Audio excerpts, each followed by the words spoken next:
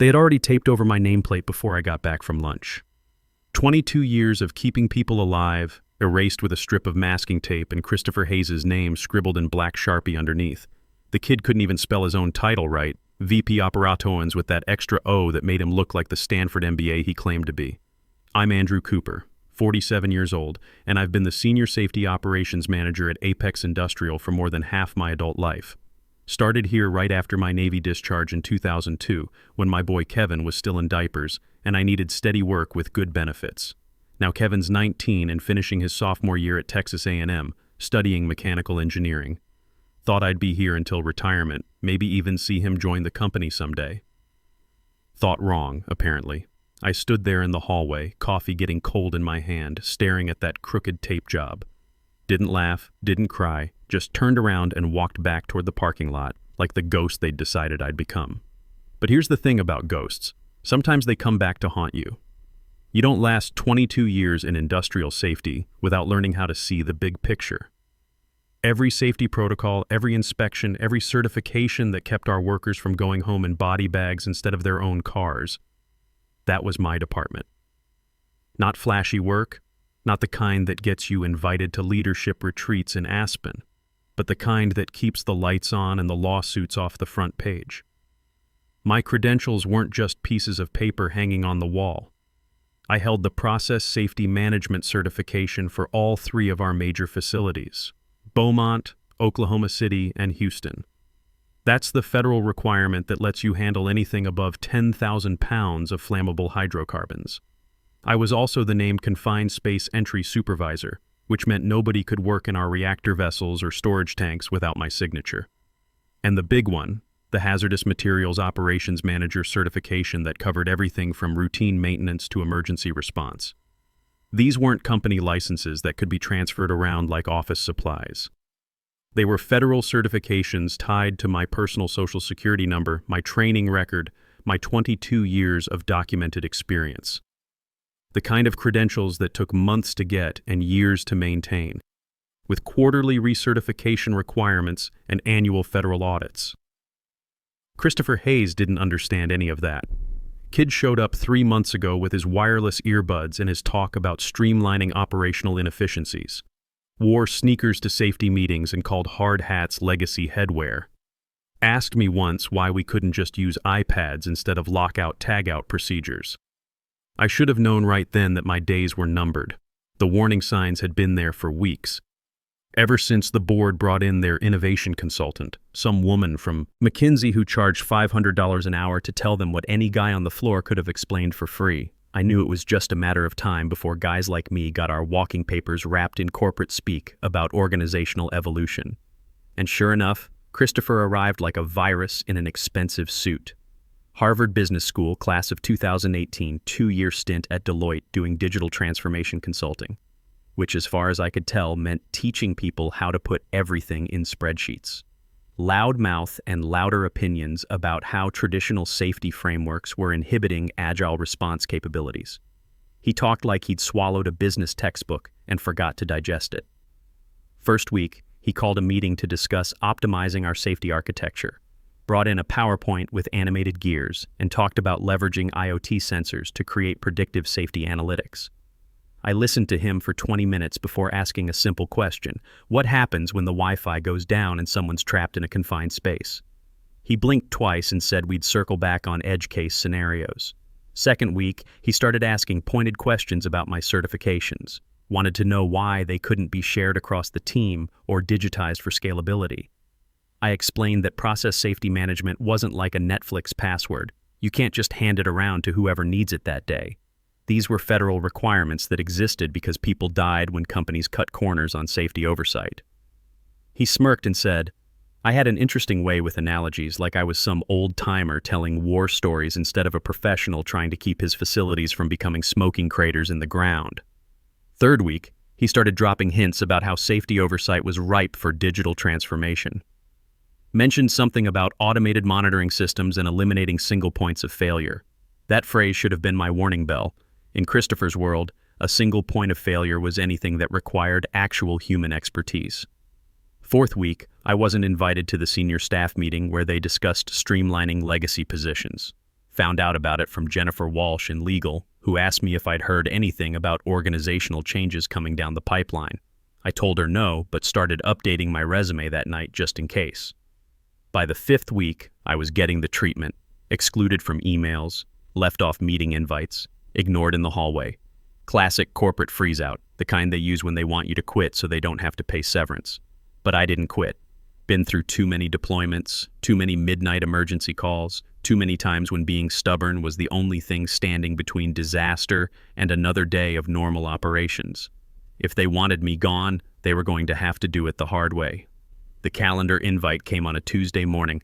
Transition discussion, 30 minutes. No details, no agenda, just Christopher's name in the organizer field like a signature on a death warrant. I walked into that conference room knowing exactly what was coming. Gray walls, fake plant in the corner that someone had been dusting for 10 years without watering, speakerphone blinking like a heart monitor. Christopher didn't even look up when I came in, just kept typing on his MacBook like he was coding the future of industrial safety. The room smelled like stale coffee and whatever cologne Christopher wore, something expensive that probably came in a bottle shaped like a sports car. He had his legal pad out, covered in bullet points written in that precise handwriting they probably teach at Harvard. Across from him sat Amanda Reeves, HR director, looking like she'd rather be anywhere else on earth. When he finally acknowledged my existence, he smiled like a dentist about to tell you that you need a root canal. Andrew, first off, I want to express my appreciation for everything you've contributed over the years. Really, you've been a cornerstone here, a foundational element in our operational matrix. I waited. Knew there was a butt coming that would hit harder than a sledgehammer to the chest. But as part of our digital optimization initiative, we're sunsetting some legacy roles. Not because the people weren't valuable, they absolutely were, but because the structural paradigm no longer requires certain traditional modalities. He paused like I might thank him for the poetry lesson. Amanda shifted in her chair, studying her fingernails like they held the secrets of the universe. This includes the Senior Safety Operations Manager position.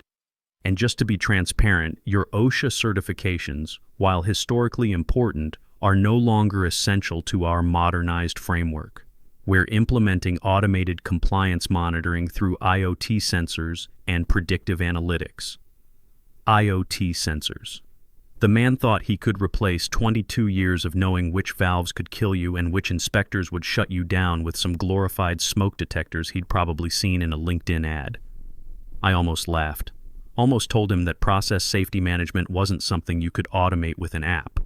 That the reason those regulations existed was because companies had tried to cut corners before, and people died. Lots of people. But I didn't say any of that. Instead, I nodded once, slow and deliberate, like I was processing fine wine instead of industrial-grade nonsense. He slid an envelope across the table. This includes your severance package, COBRA information, and some very generous transition support. We'd absolutely love to keep you as a consultant for any knowledge transfer needs. Knowledge transfer. Like 22 years of keeping people alive was something you could download to a thumb drive and hand off to the next guy.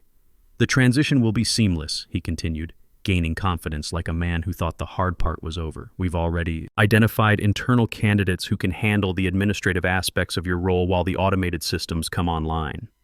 That's when I knew he didn't understand what my job actually was. Administrative aspects.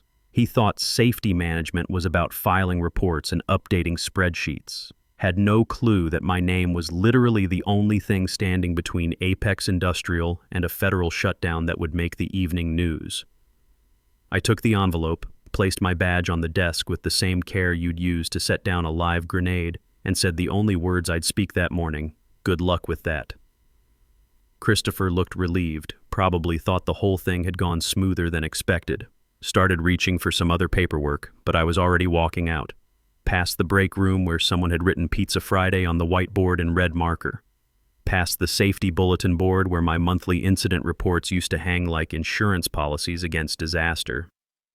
I took the elevator down, surrounded by young engineers with their energy drinks and middle managers trying not to make eye contact. Wanted them to feel something shift in the air, to sense that maybe the quiet guy in the corner office had just taken something important with him.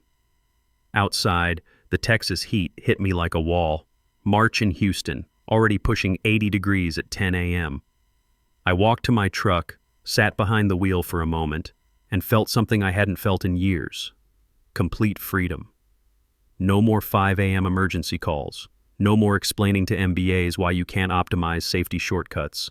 No more being the guy who said no so other people could go home to their families. I pulled out my phone and logged into the Federal Safety Management System. My credentials were still active. Of course they were. The government doesn't move as fast as corporate America when it comes to paperwork. I was still the named process safety management operator for facilities in Texas, Louisiana, and Oklahoma. Still the confined space entry supervisor for 3 major industrial sites. Still the only person legally authorized to oversee hazardous materials operations across 45 different processing units. These weren't company assets that Christopher could reassign with a memo. They were federal certifications that took months to obtain, years to maintain, and decades to master. The kind of credentials that existed because somewhere in the past, people had died when companies tried to cut corners on safety oversight. I sat there for maybe 30 seconds thinking about the safety meetings where I'd explained why shortcuts kill people. 22 years of being the guy who said no so others could go home safe. All those times I'd stopped production to investigate a gas leak, or shut down a unit because someone skipped a lockout procedure, or made contractors redo work because they'd taken a dangerous shortcut. The irony was perfect. Christopher wanted to eliminate the single point of failure, and I was about to show him what happened when that single point actually failed. I clicked on voluntary revocation of active certifications. A warning popped up in red text. This action will immediately flag all associated facilities as non-compliant with federal safety regulations and trigger automatic shutdown protocols pending assignment of new certified management personnel. This action cannot be reversed. I sat there for another few seconds thinking about Kevin's tuition, about the mortgage, about 22 years of Christmas bonuses and safety awards, and the time I'd talked Miguel Santos out of entering a confined space without proper atmospheric testing. Probably saved his life that day. Then I thought about Christopher's smile when he said my certifications weren't essential anymore. I clicked confirm. No fanfare, no confirmation screen, just a cold system response. Revocation processed, all associated facilities notified, federal compliance database updated.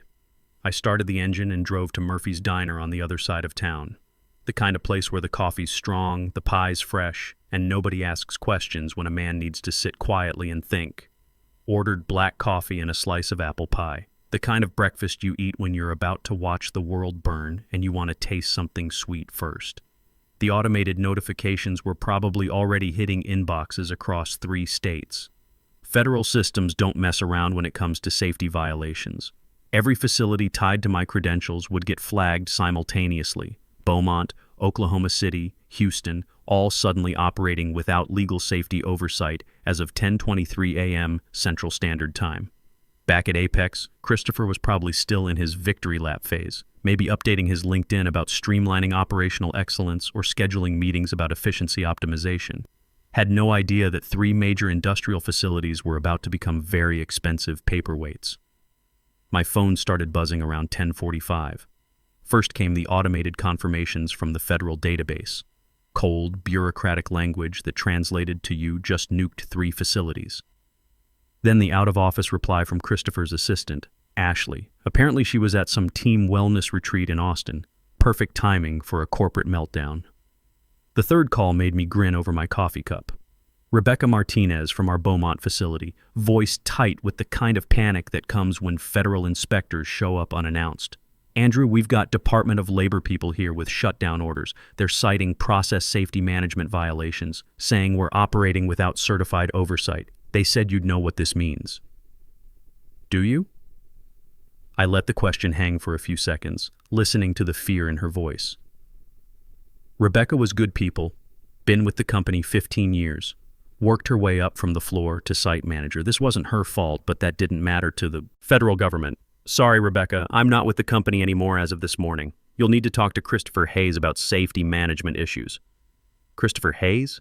The new VP? Andrew, he's never even been to our facility. He doesn't know a pressure relief valve from a coffee maker. Like I said, you'll need to talk to him. I hung up and ordered another slice of pie. The waitress, a woman about my age with kind eyes and tired hands, refilled my coffee without being asked. Rough day at work, honey? You could say that. Just got fired after 22 years. She shook her head. Companies these days got no loyalty. My ex-husband got let go after 18 years at the refinery. Some college boy told him his experience was redundant with digital systems. I almost choked on my coffee. How'd that work out? Plant had 3 accidents in the first month. They begged him to come back, but he'd already found something better. She smiled. Sometimes the trash takes itself out, you know. By 11:15, the dominoes were falling faster than Christopher could count them. The federal shutdown protocols don't give you time to call lawyers or schedule emergency meetings. When safety management fails, everything stops, immediately. Nicole at the front desk, sweet woman who always remembered to ask about Kevin's grades, was drowning in calls from area codes she didn't recognize. Each caller reading from the same federal script. Your facilities are currently operating without valid process safety management certification. You are required to cease all hazardous operations immediately pending compliance review. Her voice got more frantic with each transfer. Sir, I don't understand what confined space entry violation means. Can you please hold while I find someone who... Click. Dial tone. Another angry client wondering why their chemical delivery had been rejected at the gate. Up in the executive conference room, Christopher was pacing like a caged animal. Had probably burned through 4 espressos already, sweat bleeding through his $200 dress shirt. The leadership team sat around the mahogany table like mourners at a funeral nobody wanted to attend. That's when Jennifer Walsh from legal burst through the door holding a printed memo that looked like it had been run over by a forklift. Her voice cracked when she spoke, cutting through Christopher's rambling about temporary system glitches. You were warned about this. Andrew sent a memo 18 months ago outlining the dependency structure. Every single safety certification routes through his personal federal credentials. We can't just reassign them like parking spaces. Christopher spun toward her like she'd just slapped him with a frozen fish. We'll just get new certifications. Transfer them to someone else. How hard can it be? Jennifer shook her head slowly, the way you'd explain basic math to a toddler. You can't transfer federal safety management credentials. They're tied to individual social security numbers, training, records, and years of documented experience. Getting new ones approved takes 90 to 120 days minimum, assuming we can even find someone with the required background. That's when the color drained out of Christopher's face like someone had pulled a plug. Then we'll hire him back, emergency consulting contract, whatever it takes. That's not how federal certifications work, Jennifer continued. Once voluntarily revoked, there's a mandatory review period. He'd have to reapply from scratch like anyone else. Could take 6 months, maybe longer. Christopher reached for his phone with shaking fingers, dialed my number like he was calling 911. I watched it light up on the table beside my empty pie plate, took another sip of coffee, and let it ring again. Ring until it went to voicemail. He tried twice more. Same result, each call going to the same generic message. You've reached Andrew Cooper. I'm not available. Leave a message. Meanwhile, Brian Rodriguez in IT was sending panic messages to the company Slack channel. All safety management systems showing red alerts. Andrew's credentials are showing as voluntarily revoked in the federal database. This isn't a glitch. Someone manually terminated them. Then came the message that really made my morning. Guys, the automated safety monitoring system Christopher wanted to implement, it was designed to work alongside human oversight, not replace it. Without Andrew's credentials authorizing the system, it can't legally operate either. At 11:52 a.m., federal inspectors walked into the Oklahoma City facility with clipboards and badges. At 12:15, they hit Houston. By 12:30, all 3 of Apex Industrial's major operations were under federal shutdown orders. 3 facilities, 400-plus employees sent home. Millions of dollars in active contracts suddenly worthless, all because Christopher Hayes thought safety management was just another line item he could optimize away. Back at headquarters, someone finally thought to call Stephen Harrow. Stephen Harrow flew in from Dallas that afternoon, landed at Hobby Airport, and drove straight to headquarters without stopping at his hotel. The man built Apex Industrial from a 2-man operation in 1987 to a multi-state empire, and he didn't get there by panicking when things went sideways. But 3 simultaneous federal shutdowns would test anyone's patience. He found Christopher in the conference room at 2:30 p.m., still pacing like a zoo animal, surrounded by empty coffee cups and crumpled printouts. The kid looked like he'd aged 5 years in 4 hours. Sweat stains under his arms, hair falling out of its perfect styling, the kind of desperation that comes when reality crashes through your MBA theories like a freight train through tissue paper. Harrow didn't sit down, didn't take off his jacket, just stood in the doorway with the kind of quiet authority that made grown executives check their life insurance policies. "Explain to me," Harrow said, voice calm as a surgical blade, "how we went from profitable operation to federal shutdown in one morning."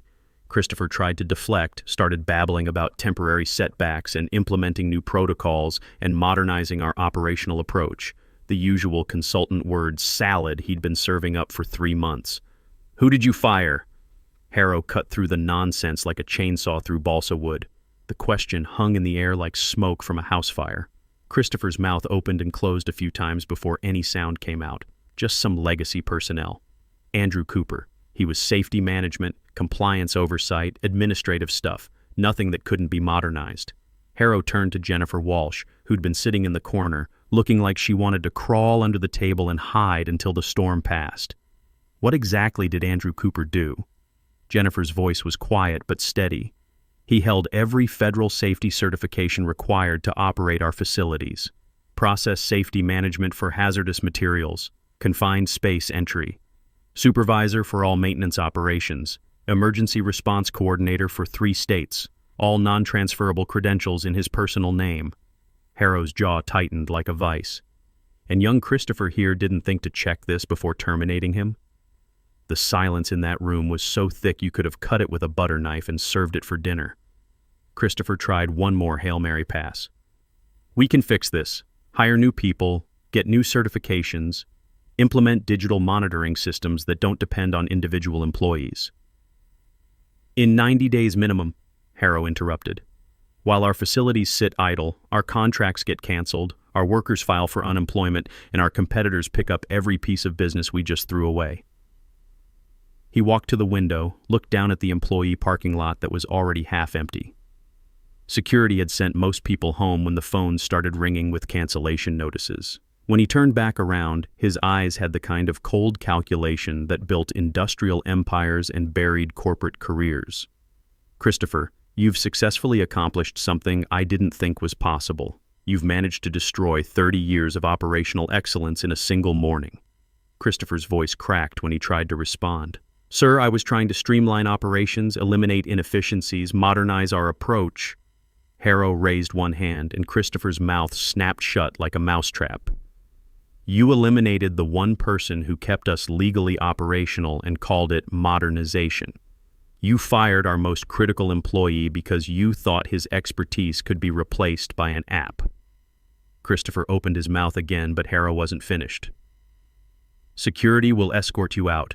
Your access is revoked immediately. Don't bother cleaning out your office. We'll mail you whatever personal items you left behind."